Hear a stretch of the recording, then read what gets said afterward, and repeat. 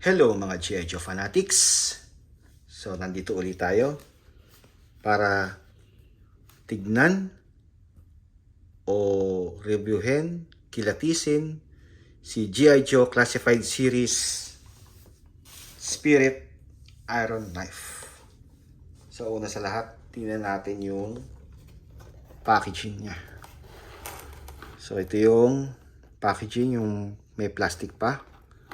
So sa ngayon, binalik uli ng Hasbro yung plastic packaging na dati is yung pre-plastic packaging. So dahil kasi dito, mas maganda, mas kita mo agad yung binili mo. Makita mo agad kung may defect. Yan. So mas maganda para sa akin Kasi hindi naman tayo basta-basta nagtatapon ng karton eh. Kumbaga, tinatago lang din natin yung karton, di ba? Pagdating dito sa artwork dito dito yung artwork niya rito. Hindi ko lang siya kagusto. Di ba? Parang caricature yung artwork ni Spirit dito eh. Pati sa kabila, ganun din Hindi ko siya ganun gusto pagdating sa artwork. Hindi katulad ng ibang mga classified series. Dito okay lang, dito medyo okay siya rito. Then number 36 siya sa classified series. So, yung mga dati-dating na to. Dati kasi ngayon ang classified series nasa 100 plus na siya eh. So yan, then sa likod ayan. So, dumadami na din sila. Ayan yung artwork sa likod. Ayan. Ayan. Yan si Spirit Iron Knife. Yung kanyang packaging. So, punta muna tayo sa mga accessories niya. So, pagdating sa accessories, unahin natin itong bag niya. Ito. Masasabi ko sa bag niya, okay naman. So, hindi lang siya isang color. So, may black siya rito. Black coloration. Then, dito may peg siya ni Freedom. Pwede mo i-peg si Freedom dito para naka-relax lang siya dyan. Then, yan. Ganda naman din yung bag niya. Then, may peg din dito para sa sniper rifle niya. Sa baril niya. So, yan yung bag ni Spirit. Then, susunod yung sniper rifle niya. So, pagdating sa sniper rifle, okay din naman. Hindi lang siya all black. Kasi meron siyang coloration dito. Then, natatanggal din yung clip o magazine clip. Medyo naman siya. Makasikip. So, hindi agad siya nahuhulog. So, ito yung kanyang sniper rifle. Then, meron din siyang barrel. Yan. Yung baril niya, ganda. Ganda ng baril niya. Kahit na all black siya, parang meron siyang rito, pakpak. Parang may pakpak siya ng agila. Dito. May pakpak siya ni Freedom. Yan. Yan, di ba? Kita naman. Parang may pakpak dito. Masasabi na exclusive kay Spirit tong handgun na to. So, sunod yung knife. So, meron siyang knife na all black.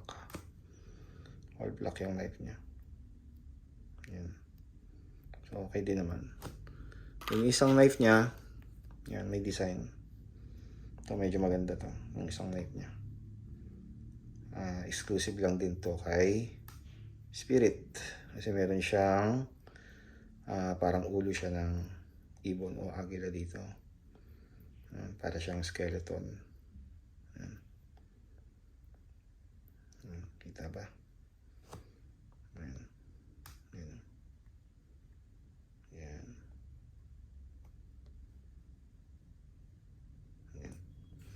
So, ito yung knife niya. Then, punta tayo kay Freedom. Si Freedom. Yan, ito yung alaga niyang ibon, si Freedom. So, pagdating dito sa articulation ng ulo. So, mayroon siyang, may movement naman. So, pwedeng ikot.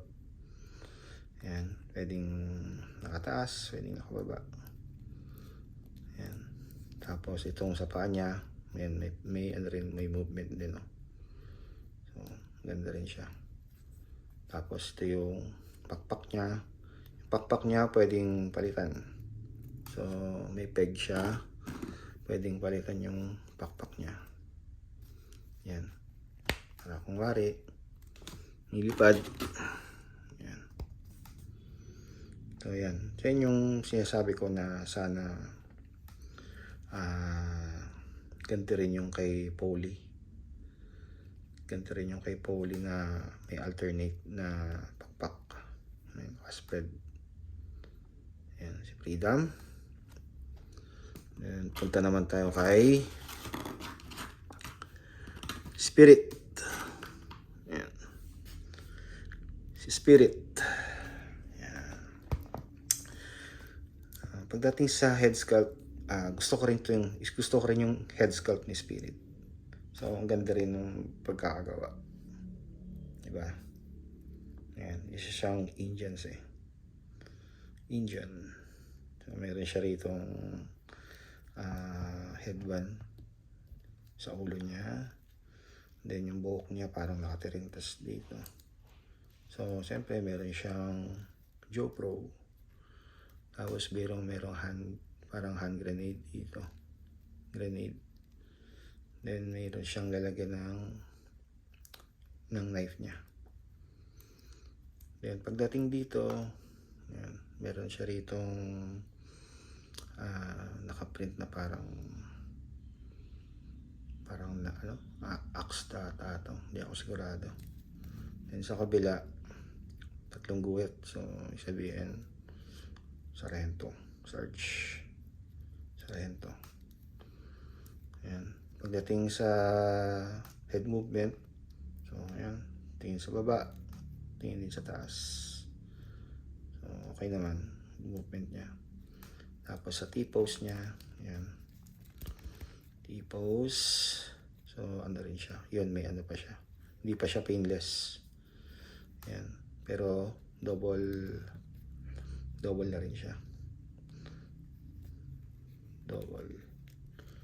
Ayan. Pati sa kabila. At pagdating sa abs crunch, meron naman siyang abs crunch. Ayan. Kabila, meron din. Ayan. Tapos dito meron siyang belt. May double belt din dito. Ayan. May mga lalagyan siya ng mga baril niya. May pitak. May mga bulsa. Then dito yung baril niya. Yung handgun niya. Tapos dito yung isa niyang knife. Then pagdating dito, nabababa rin siya. Para ayan. Then ganun din sa baba. So ano rin siya. So yun nga. May pin pa siya. So hindi pa siya pinless pero double arm joint. Tapos dito double knee joint. Ayan. Double knee joint. Pagdating naman sa yan arm sa ankle rocker. So ayan, nabababa naman siya. So maganda naman yung movement. Tapos naiikot din siya. Ayan. So maganda naman yung movement. Pati ito naiikot din, no? Kasi nakabot siya eh. Ayan. Ayan. Ayan si Spirit. Si Spirit, marami ring ganap o marami rin siyang exposure sa G.I. Joe cartoons. Isa sa rival na kalaban niya, si Storm Shadow. Hindi lang si Storm Shadow at saka si Snake ay isang magkalaban. Mayroon din silang duel ni Storm Shadow. Ayan. Yan si Spirit. Then, tingnan natin yung mga gamit niya. Itong isang knife niya dito. Ayan. Tapos Tapos yung isang knife niya, itong knife niyang isa, ito, dito. Yung may ulo ng ibon. Yan. Tapos yung handgun niya, dito sa kabila. Yan, handgun. Then, ito, yung bag niya. Yan, may peg dito sa likod. Tapos, pwede mo na rito ilagay si Freedom. May peg dito. Yan. Wow, ganda. Diba? Tapos yung baril niya, may peg din dito yung. Yan. Yan. Diba? So, halos lahat ng gamit niya, nasa kanya. Ganun kasi yung mga G.I. Joe eh.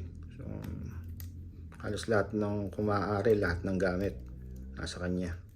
Ang wala lang, siyempre, itong alternate na pakpak ni Freedom. Pero halos lahat, nasa kanya. So, palitan lang natin to. Ayan. Mas kumari, ano lang siya. Relax lang. Diba? Baliktad. Sorry. Ayan. Ayan. Ayan. Kumari, ano lang. Ayan. Ayan. Ayan. Diba? Stig. Then, si Freedom, hindi lang dyan pwedeng ilagay. So, pwede rin siyang ilagay dito. Bawa, palili pa rin niya. Ayan, pwede rito. So, pwede rin naka-spread yung wings. May peg dito si Spirit para paglagyan ni Freedom. Yan, pare ka yung nakakausap niya. Diba? So, si Spirit, ang isang asset niya ay nakakausap niya yung mga animals. Yun ang asset niya. Yan. Hindi lang si Freedom yung nakakausap niya, kundi yung ibang animals. Yun yung base sa nabasa ko. Yan. Yan. So, yan si Spirit. Ganda. Ganda ni Spirit. Pati yung head sculpt niya. Ganda. So, salamat sa mga nanood. Yo, Joe!